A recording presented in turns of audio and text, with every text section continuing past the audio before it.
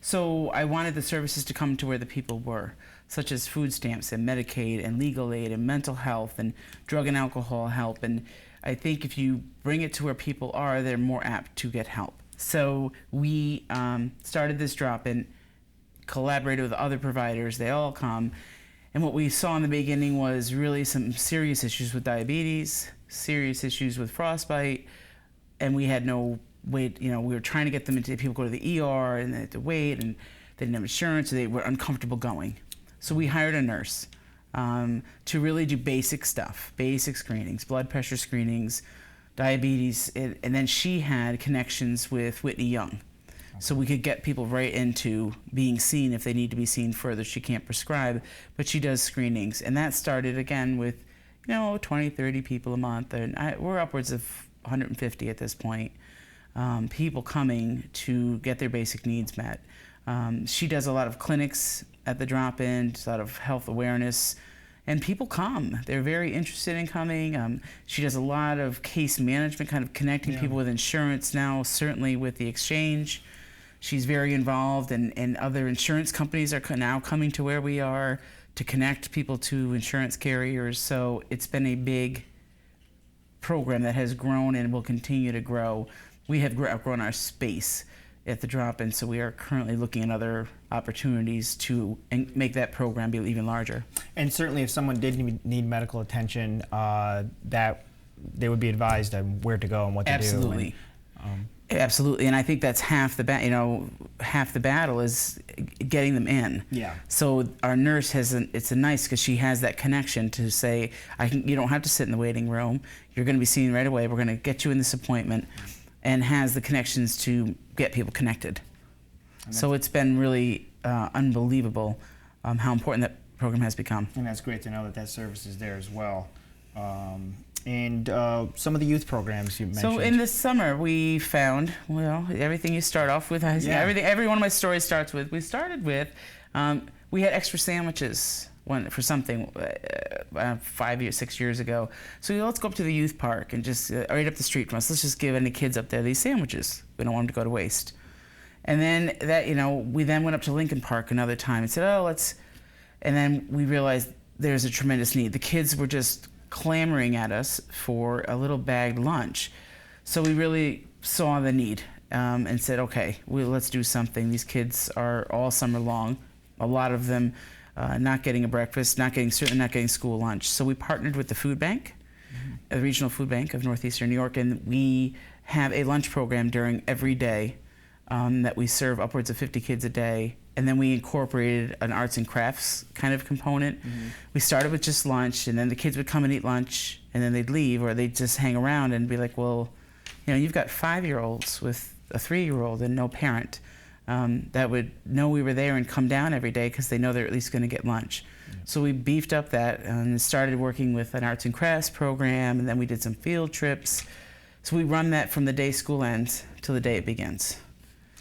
And it's a full program. And is this where some of the volunteers would be We did use a lot of volunteers with that. We hired a person to run it. So we had one person that basically, and then youth groups helped, and other groups, came and helped. So it was a very coordinated effort because it's a lot of kids, and there needs to be someone to make it all happen. Yeah. Well, we appreciate that program as well, and that certainly is making a difference for it really children. Yes, it is. It's unbelievable. You can't believe it till you see it, that these young kids are without adults and they haven't eaten breakfast, and it's sad. So I think, if we weren't there, what would they do? I don't know.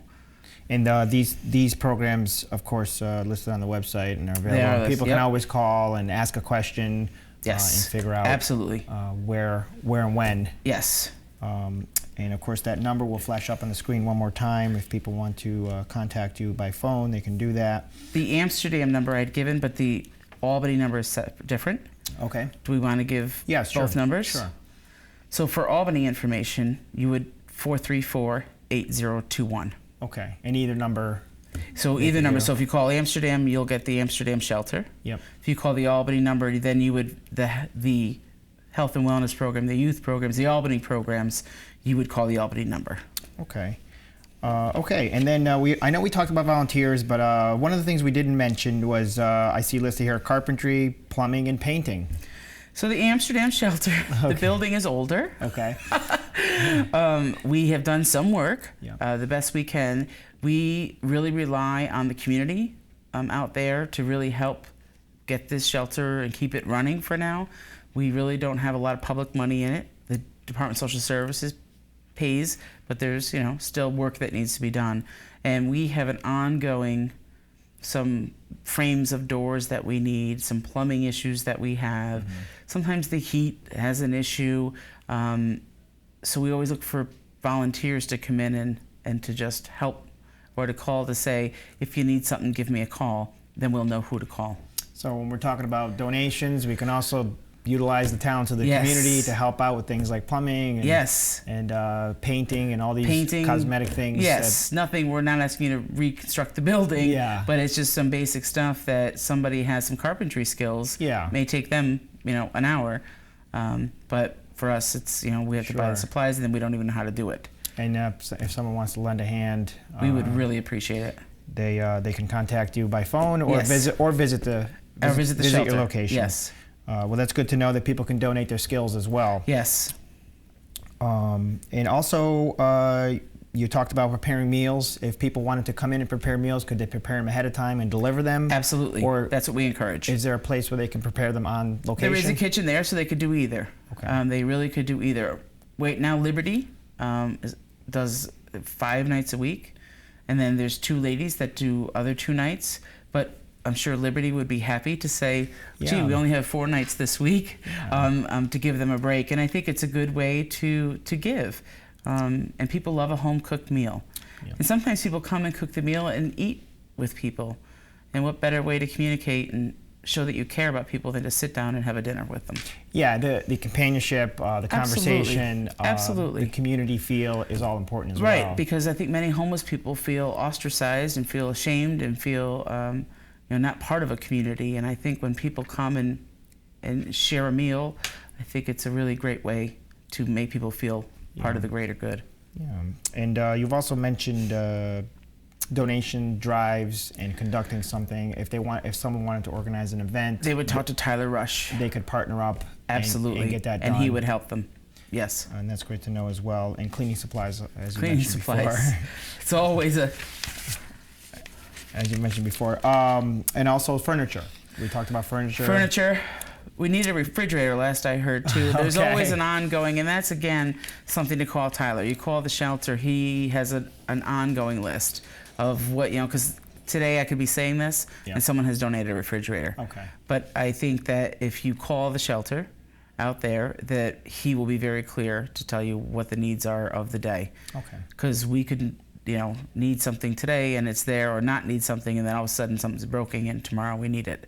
So it's an ongoing and a lot list. of times people have these items that they're looking to get rid of. Right. And a lot of times it would cost them money to get rid of them, right. And it could go to good use. And that would be ideal. And the best way, again, just give a call and see if the item is in need, and you can make it. Like a microwave. Sometimes our microwave. It's just coffee pots, things that we all, buy a new one and we might throw it in our closet or in our basement and not think about it again. And we're like, oh, I have that. Yeah. Let me just give that. So besides donations, is there anything else the organization is in need of right now that we'd like the audience to know? Just money. And people, can't always give money, but some people can. Yep. And for the people that can in that community particularly, I think it's important to understand that it costs money to heat the building, to have the staff, to provide the services that we do, and every little bit helps. So we will take whatever we can. It's a tight budget.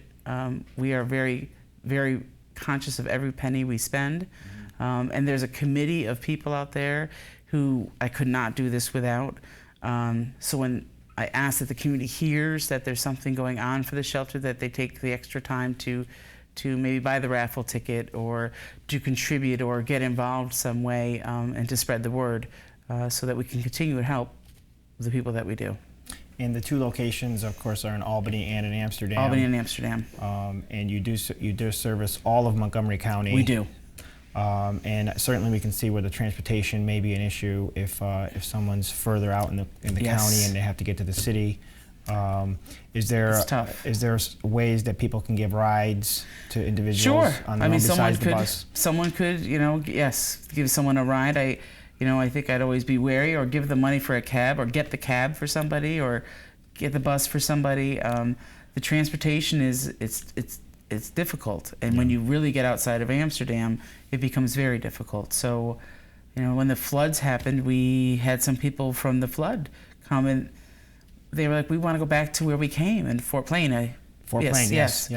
So, because we were like, well, we'll help her find housing, and like, we don't want to live in Amsterdam. We're not from Amsterdam, and we want to go back to where we came. And so getting them there to look for places was a whole other challenge that we had to face. And that's another, I guess, important note. You mentioned the floods in Fort Plain. Sometimes a situation or a natural disaster happens where you may find that you're displaced or your home has been destroyed and you have nowhere to go. Yeah. This is certainly one of the places you can go. Right. It's not just because people aren't taking care of themselves or whatever. I always tell people, come to the shelter, because the people you will see there are never the people you have in your head that would be there. Yeah, and situations, families that are without a home suddenly need a place to stay in the interim until a fire could happen. Fire as well. So even in emergency situations, you can always give a call, and there may be and if there's a need for to refer them somewhere else, you can certainly do that from your office. Yes. Well, it's great to know that you're in the community. It's great to know that you're helping those in need, and that you are available when people need to visit your office. We're happy to be out there. Donations can be made. You can visit the website or call either one of the offices in Amsterdam or in Albany. I want to thank you for being on the show. Thank you very much. Certainly, I want to thank you for being part of this organization, for all the good things you're doing for our community. Thank you. Join us again here on Assembly Update, where we'll talk about more about things in your community.